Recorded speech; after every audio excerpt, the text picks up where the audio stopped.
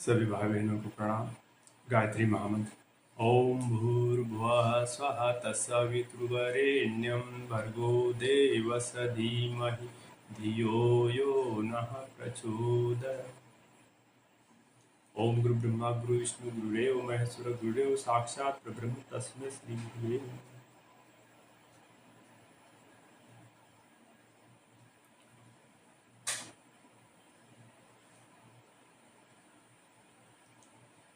गायत्री रामायण के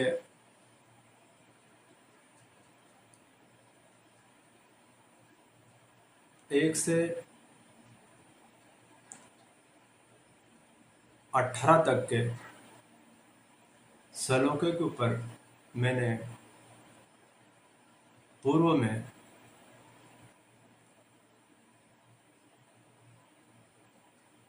प्रकाश डालने का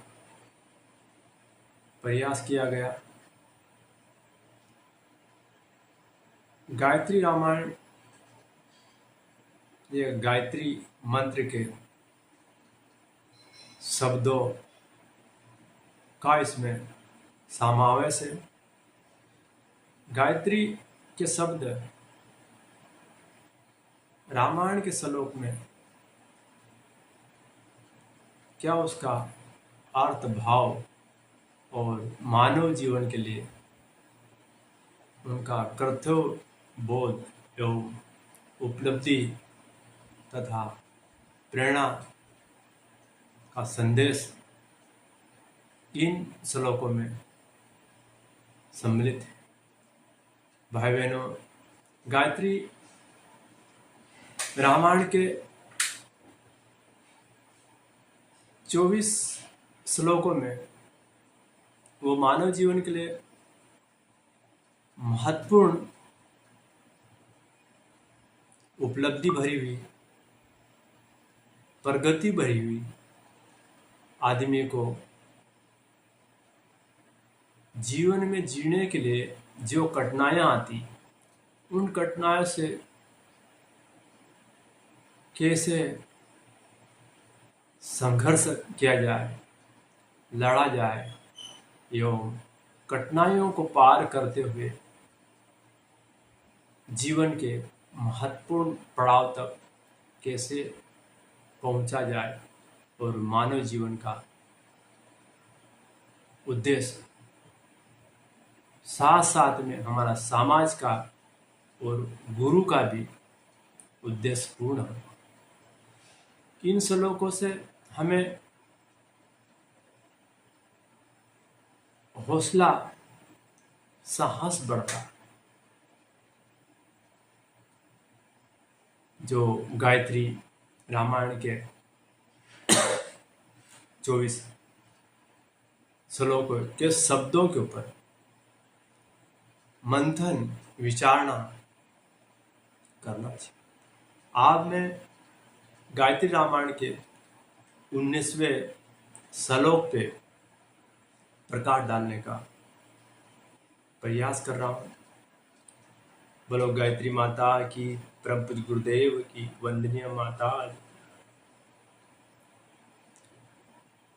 19वें श्लोक में राम जी से संबंधित है। उनके पराक्रम से शत्रुओं का नाश,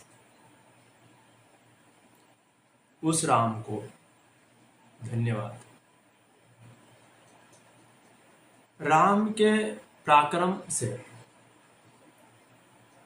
शत्रुओं का नाश। शत्रु वो है जो मानव जीवन, मानव को प्रताड़ित करता रहता है। अपना स्वार्थ सिद्ध करने के लिए दूसरों को तकलीफ देना और अपना स्वार्थ सिद्ध करना, इन शत्रुओं को राम जी ने अपने पराक्रम से पराजित किया। राम जी ने अपने पराक्रम से पराजित करने में अहंकार नहीं था। वो पराक्रम से लिप्त नहीं हुए और उस पराक्रम का गलत उपयोग नहीं किया। अपना स्वार्थ, उसमें उनका स्वार्थ नहीं था, मानव कल्याण के लिए उस पराक्रम का उपयोग किया। निर्लिप्त राम जी ने शत्रुओं का, उस पराक्रम से शत्रुओं का विनाश किया। वह मानव धन्य हुए जो राम जी के पराक्रम से शत्रुओं का विनाश करके राम राज्य की स्थापना की। ऐसे राम को कोटि कोटि नमन और वंदन। ये हमारा, हमको 19वां श्लोक राम जी के पराक्रम के बारे में हमें प्रेरणा मिलती कि व्यक्ति को पराक्रम तो करे किंतु उसमें अहंकार नहीं हो और स्वयं के लिए वो पराक्रम का उपयोग न करे। सामाजिक राष्ट्र हित के लिए उस पराक्रम का उपयोग करना चाहिए। यह हमें वही शिक्षा मिलती कि हमारा इसमें निस्वार्थ भाव होना चाहिए, इसमें स्वयं का स्वार्थ न जुड़ा और परमार्थ के लिए इस पराक्रम का उपयोग करते रहना चाहिए। 20वां श्लोक में राम जी का ही विवरण आता है कि महात्मा राम जी के गंधर्व अस्त्र से शत्रु सेना मोहित होना और राम जी के अस्त्र को, राम जी को पहचानना नहीं। अर्थात इसका भावार्थ ये हुआ कि गंधर्व अस्त्र से शत्रु सेना का मोहित होना और राम जी को नहीं पहचानना, उनके अस्त्र को नहीं पहचानना कि कौन मार रहा, कौन मोहित कर रहा। इसका भावार्थ मानव जीवन के लिए यह है कि मानव जीवन के शत्रु और कोई नहीं, हमारे किए गए कर्म ही हमारे शत्रु। हम समझ नहीं पाते कि हमारा शत्रु कौन है। हम बाहरी व्यक्तियों को, अमुक व्यक्ति ने के कारण मैं परेशान हूँ, अमुक व्यक्ति ने मुझे परेशानी में डाल दिया, अमुक व्यक्ति के कारण दुख हमें है, यह हम दूसरे को ऊपर दोषारोपण करके उनके द्वारा दिए गए कष्टों को, उनका दुखों का हम विवरण बताते रहते। किंतु वास्तविकता यह है कि जो कष्ट, जो दुख, जो परेशानी है, यह हमारे द्वारा उपजाई हुई है। हमारी जाने अनजाने में जो गलतियां हुई, उन्हीं गलतियों का परिणाम हम भुगत रहे हैं।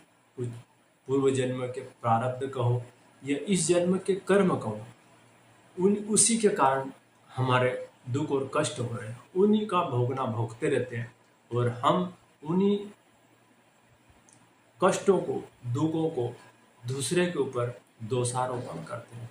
यही है कि राम जी का गंधर्व अस्त्र शत्रु सेना को मोहित करना।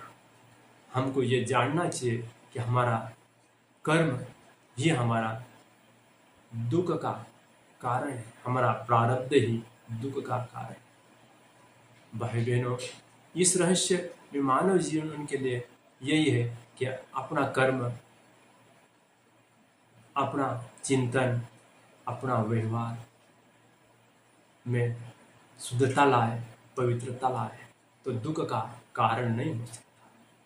मानव जीवन के लिए यह जो दुख का कारण बहुत महत्वपूर्ण श्लोक है कि व्यक्ति समझे और अपने आचरण में लाए, ताकि व्यक्ति सुखी और आनंद रह सके। ये 20वां श्लोक। 21वां श्लोक में माता सीता के बारे में आता। माता सीता जब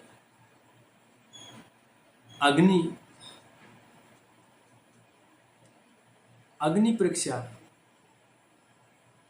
के समय कुछ अग्नि से कहती, अग्नि के समक्ष उपस्थित होने के पूर्व वहाँ उपस्थित गुरुजन, देवताओं, गंधर्वों के साथ को प्रणाम कर अग्नि के समक्ष सीता ने कहा, अग्नि के समस्त वरिष्ठ ज्ञानियों ब्राह्मणों के समक्ष प्रणाम करके अग्नि के समक्ष कुछ कहा। अर्थात इस श्लोक का भावार्थ मानव के लिए यही है कि जो ब्राह्मण है, जो ऋषि है, ज्ञानवान है, उनका आदर और सम्मान करना चाहिए और बड़ों को प्रणाम। वह उसके बारे में चिंतन मनन करें। अग्नि के समक्ष अर्थात हमारी अंत आत्मा के समक्ष हमारी धधकती हुई अग्नि, अंतकरण में प्रज्वलित अग्नि के समक्ष यदि कुछ कहा जाएगा तो सत्य ही होगा और सत्य ही प्रकाशित होगा, और उस अग्नि के समक्ष उनका उत्तर सत्य ही होगा और उसकी वाणी सत्य को ही प्रकाशित। उस अग्नि के समक्ष कहने से दिया गया भविष्यवाणी या दिया गया आशीर्वाद या दिया गया श्राप सत्य ही होगा। किंतु अज्ञानी व्यक्ति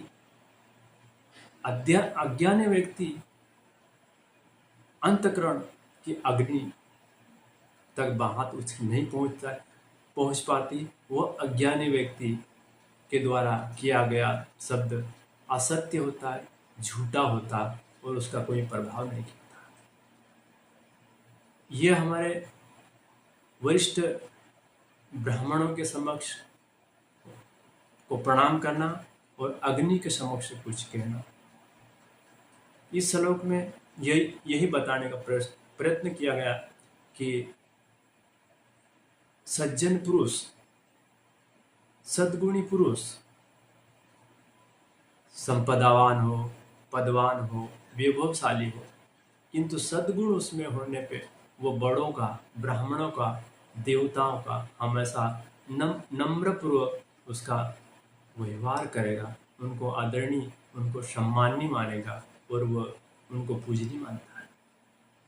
पद में भी हो, संपदा में भी हो, किंतु बड़ा होने के उपरांत भी ब्राह्मणों को वो पूजनीय मानता है, उसका सम्माननीय मानता है, उनको पूजता है। किंतु अहंकारी व्यक्ति, अज्ञानी व्यक्ति संपदा, धन, वैभव में होने के बाद में भी व्यक्ति को अपमानित करता है और अंतकरण में प्रज्वलित अग्नि आत्मा से उनका संबंध से कोई लेना देना। यह हमारे को मानव जीवन के लिए बड़ों को सम्मान और हमारे अंतकरण को के समक्ष कुछ कहा जाएगा तो सतगुणी व्यक्ति की अंतकरण में पवित्रता होने से वह अंतकरण से निकली भविष्यवाणी सत्य ही साबित होती। ये 21वां श्लोक। अब 22वां श्लोक में शिव जी, शिवगण, पार्वती माता का भी उल्लेख आता है। जब पर्वतराज हिलने लगा तो भोलेनाथ के शिवगण भी हिलने लगे और माता पार्वती शिव जी से लिपट गए। इस श्लोक का भावार्थ ये हुआ कि हमारा जो आधार है, निचले वाला जो आधार है, निचले वाला हिस्सा यदि हिलने लगेगा, डगमगाने लगेगा, तो स्वाभाविक कि ऊपर वाला भी हिस्सा में असंतुलन होने लगेगा, वह भी हिलने लगेगा। जैसे पृथ्वी में अंदर कुछ गड़बड़ी होती, भूकंप आते तो पृथ्वी भी हिलने लगती। उसी प्रकार हमारे जो दृष्टिकोण में भिन्नता होने के कारण व्यक्ति का भविष्य बनता रहता, उसकी उसी प्रकार की संरचना बनती रहती। दृष्टिकोण के आधार पे उसका भाग्य और भविष्य टिका हुआ। व्यक्ति देखने में आता कि हमेशा कहता रहता कि उसका भाग्य ही खराब है, उसका किस्मत ही खराब है, उस जीवन में वो व्यक्ति का कुछ होने वाला नहीं है। इस तरह की जो भाग्य के भरोसे व्यक्ति बैठा रहता, यदि व्यक्ति अपनी दृष्टिकोण चेंज कर लेगा तो दृष्टिकोण के ऊपर ही उसका भाग्य निर्धारण करता है। दृष्टिकोण ही व्यक्ति का भाग्य का निर्माण करता है। जैसे व्यक्ति की दृष्टिकोण में परिवर्तन करेगा तो व्यक्ति को स्वाभाविक उसको जो परिवर्तन की हुई दृष्टिकोण से उसका संसार में परिवर्तनशीलता आने लगी और संकल्पित रूप से, दृढ़ रूप से, तत्परता से, तन्मयता से यदि व्यक्ति अपने दृष्टिकोण को, अपनी विचारणा को, अपने भावना को, अपने कर्म को यदि व्यक्ति परिवर्तन कर लेगा तो स्वाभाविक उसके जीवन, उसके परिवार में आनंद और मंगल की अनुभूति होने लगी। ये 22वां श्लोक दृष्टिकोण के ऊपर है कि मनुष्य को दृष्टिकोण में परिवर्तन करना चाहिए। 23वां श्लोक वानर राज के बारे में आता है कि वानर राज को कहा गया कि हे वानर राज, स्त्री, पुरुष, धन, वैभव, खाद्य पदार्थ, ये आदि मेरी अभिभक्त संपदा है, संपत्ति है। अभिभक्त संपदा अर्थात इसका कहने का आशय है कि ये जो मेरी संसार है, खाद्य पदार्थ है, स्त्री है, पुरुष है, जन है, राष्ट्र है, ये संसार है। इसमें सभी का समानता का अधिकार है। समानता में ये सबकी इसमें भागीदारी है। व्यक्ति को सब में बरोबर की हिस्सेदारी होना चाहिए और यदि व्यक्ति बांटने वाले में संग्रहित की भावना रखेगा तो वो मेरे द्वारा बनाए हुए नियम के विरुद्ध होगा। भाई बहनों, ये वानर राज को भगवान यह शिक्षा देता कि संसार में जो व्यवस्था है उस व्यवस्था में सभी का, अमीर हो, गरीब हो, निर्धन हो, जात हो, पंथ हो, किसी भी समाज का हो, पशु हो, पक्षी हो, सभी का सामान्य रूप से अधिकार है और उसके हिस्से का उसको मिलना चाहिए। और यदि व्यक्ति संग्रहित करेगा और उस व्यक्ति को उस वस्तु से वंचित करेगा तो वो ईश्वर के द्वारा बनाए गए नियमों के विपरीत होगा और वो दंड का भागी होगा। यह 23वां श्लोक का कहने का आशय है। अब ये अंतिम गायत्री गीता का 24 श्लोक। जब शत्रुघ्न पर्णशाला में प्रवेश करता तो शत्रु का नाश और लव और कुश का जन्म। शत्रुओं का नाश और लव और कुश का जन्म।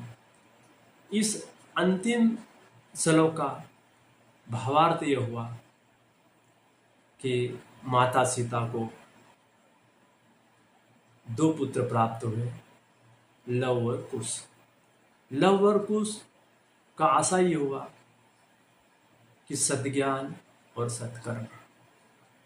माता सीता को 2 पुत्र प्राप्त होने पे माता सीता ने जो जीवन भर कष्ट भोगे,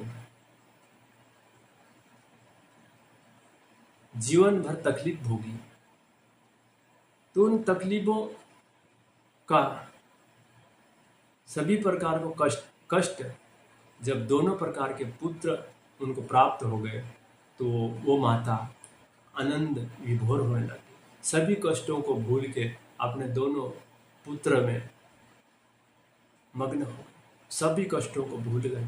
अर्थात मानव को ये उसमें संदेश मिलता है कि व्यक्ति जीवन भर जो प्रयत्न करता उसमें लाभ हानि होती रहती, किंतु व्यक्ति को उसी काल चक्र में यदि व्यक्ति को सद्ज्ञान मिल जाए और सद्ज्ञान मिलने पे व्यक्ति सत्कर्म करेगा तो वही माता सीता सभी कष्टों को भूल के अपने पुत्रों के मोह में, पुत्र के प्यार में आनंदित हो उठी, खुशी होने लगी, उनको सब कष्टों को भूल गई।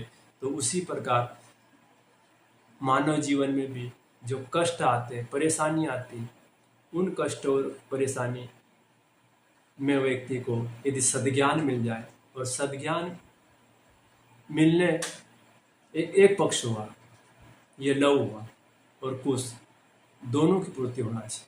सद्ज्ञान मिलने पे व्यक्ति को सत्कर्म करना पड़ेगा। गायत्री माता के 2 भुजा में, एक भुजा में जल कमंडल और दूसरे भुजा में पुस्तक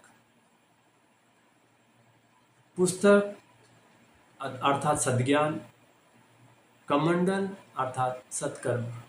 यही लव और कुश है जो सद्ज्ञान और सत्कर्म और सद्ज्ञान में व्यक्ति इतना मग्न हो जाता कि संसार के सभी कष्टों को भूल के अनंत विभोर हो जाता और अनंत आनंद की अनुभूति होने, यही ईश्वर की संरचना है। भाई बहनों, ये मैंने आज जो गायत्री गीता के जो 24 श्लोक और गायत्री के 24 शब्दों के ऊपर मैंने प्रकाश डालने का प्रयत्न किया गया। मैं आप इस अंतिम गुरुदेव की कुछ अंतिम वाक्य में गुरुदेव ने जो लिखा उसको मैं अभ्यास कर रहा हूँ। गुरुदेव अंत में क्या कहते हैं कि 24 श्लोकों में महर्षि वाल्मीकि ने अपने अनुभव और ज्ञान का निचोड़ भर दिया है। उपयुक्त पंक्तियों में उस रहस्यों की ओर उंगलियां निर्देश मात्र हुआ है।